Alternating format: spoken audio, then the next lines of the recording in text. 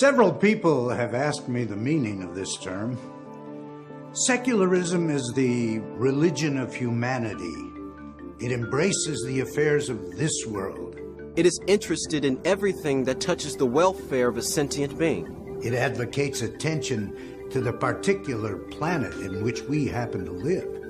It means that each individual counts for something. It is a declaration of intellectual independence. It means that the pew is superior to the pulpit, that those who bear the burden shall have the profits, and that they who fill the purse shall hold the strings.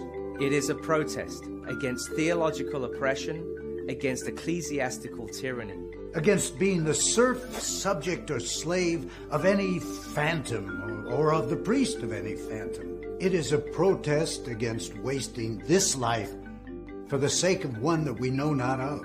It proposes to let the gods take care of themselves. It is another name for common sense. That is to say, the adaptation of means to such ends as are desired and understood. Secularism believes in building a home here, in this world. It trusts to individual effort, to energy, to intelligence, to observation and experience, rather than to the unknown and the supernatural.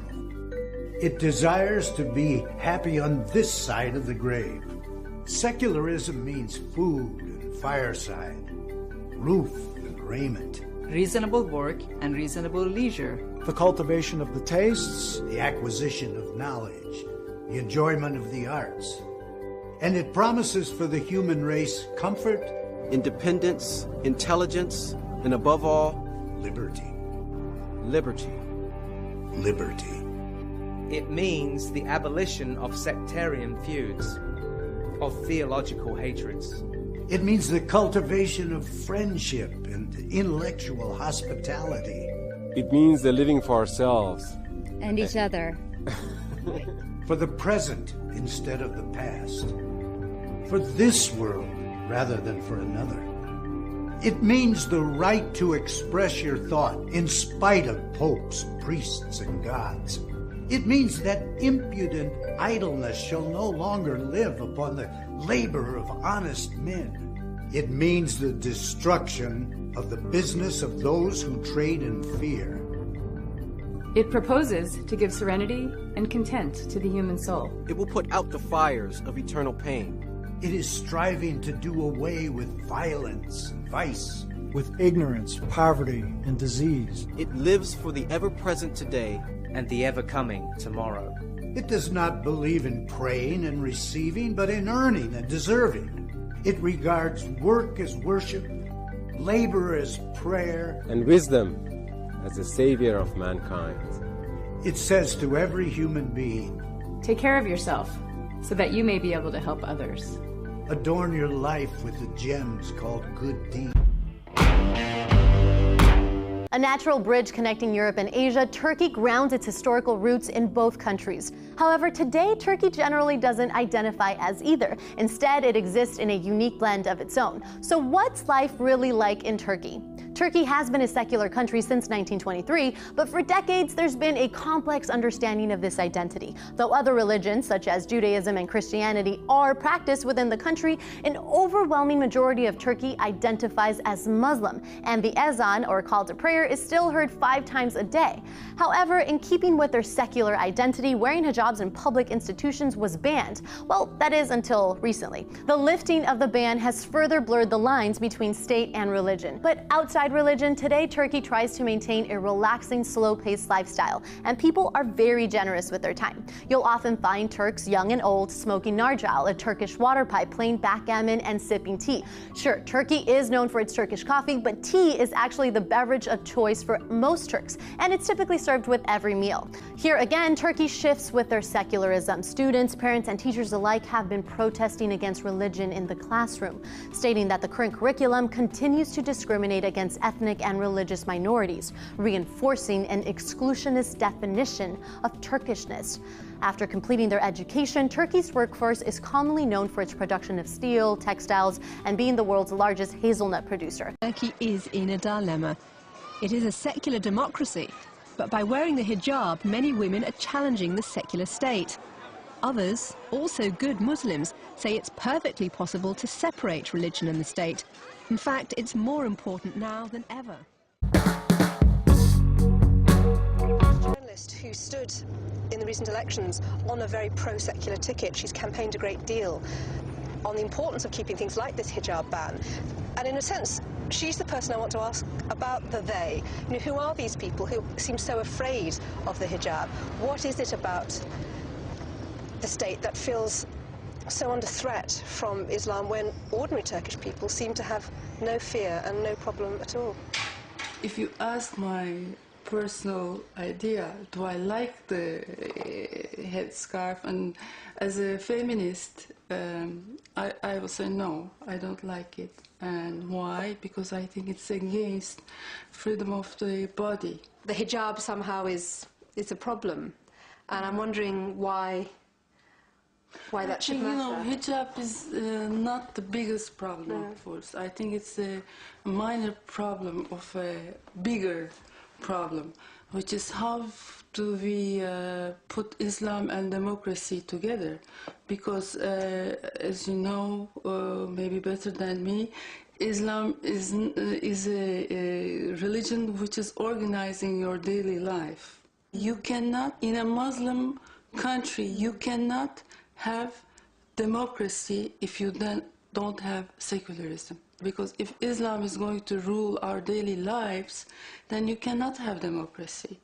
You're saying it's impossible to have an Islamic state that is democratic. I want to live with the European standards of democracy in my country, which I think that these are the highest standards of democracy. Now, unfortunately, my country has become a test area for Islamic democracy.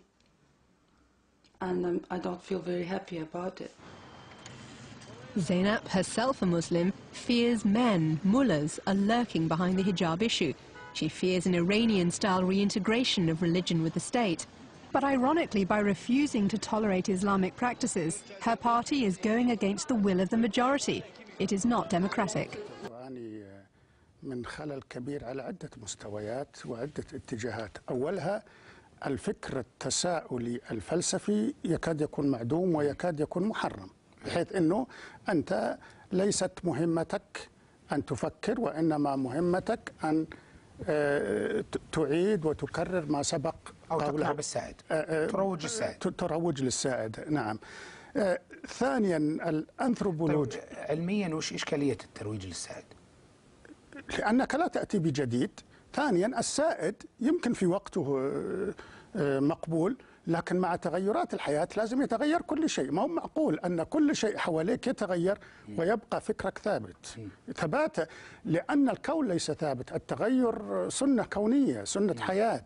فإذا كان كل شيء يتغير فلا بد أن تتغير الأفكار لتكون على توافق مع تغيرات الحياة التي تحيط بك. هل يشمل هذا الحديث دائما ما يثور تساؤل؟ هل يشمل هذا الحديث التغير الثوابت؟ أنا أعتقد أنه الثوابت تبقى ثوابت، لكن فهمنا للثوابت يتغير.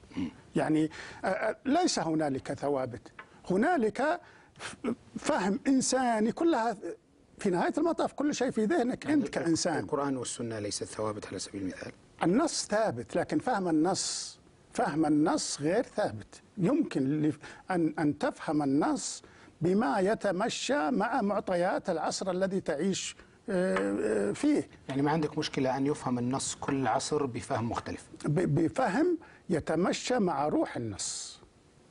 تبقى روح النص ويتم التعاطي مع كل عصر جديد بحسب هذا العصر. بحسب مثلا لا أعتقد أنه من مصلحة الدين، وإن كنا الآن خرجنا عن نقاشنا، لكن لا أعتقد أنه من مصلحة الدين الإسلامي أن نصر على أننا لا زلنا نعيش في عصر الرسول والصحابة كعصر تاريخي. يعني الآن تغير كل شيء، وأعتقد أننا لابد أن نفهم هذا التغير ونتفاعل معه ونتجاوب معه، وإلا في نهاية المطاف فإن الوجود المادي للمسلمين كمسلمين في خطر. سيتضاءل.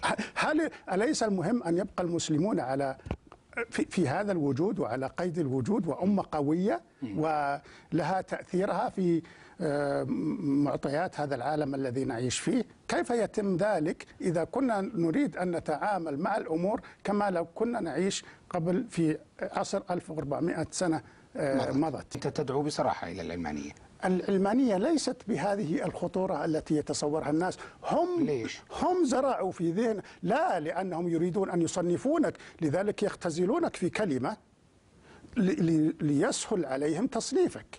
وإلا يعني تقصد أنه مصطلح العلمانية تم تشويهه من قبل فئة من الناس وتحميله بما لا يحتمل. مثلا الرسول عليه الصلاة والسلام حينما يشاور أهل الرأي في قضية دنيوية، أنا أعتقد أن هذا تصرف علماني، لأنه ما يختص بالوحي وأمور الدين هو المرجع الأخير فيها، لكن فيما يختص بشؤون الدنيا يرجع لأهل الدنيا فيها. إذن أنت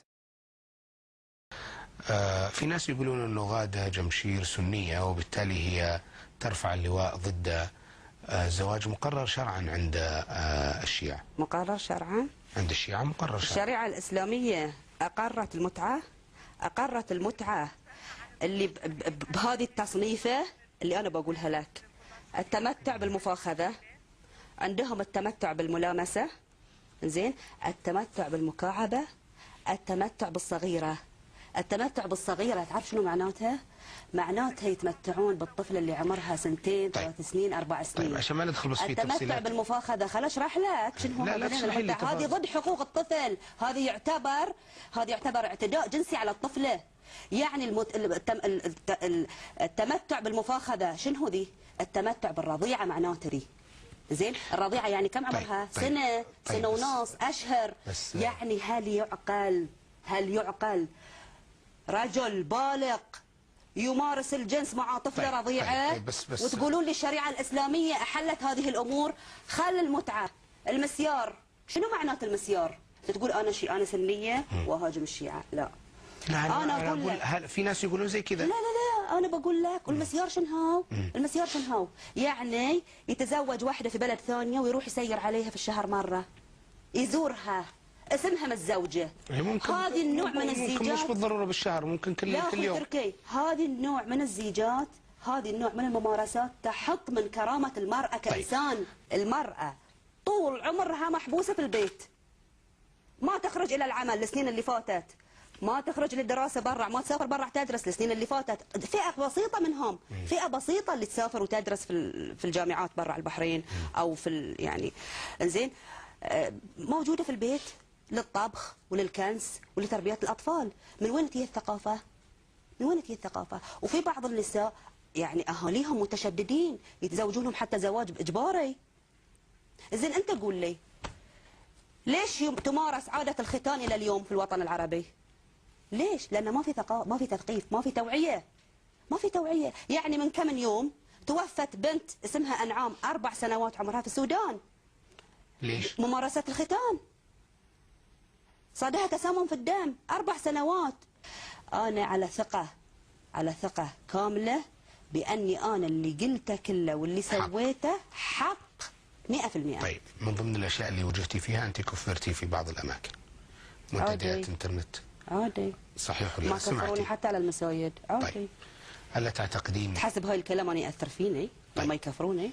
ما يهمك.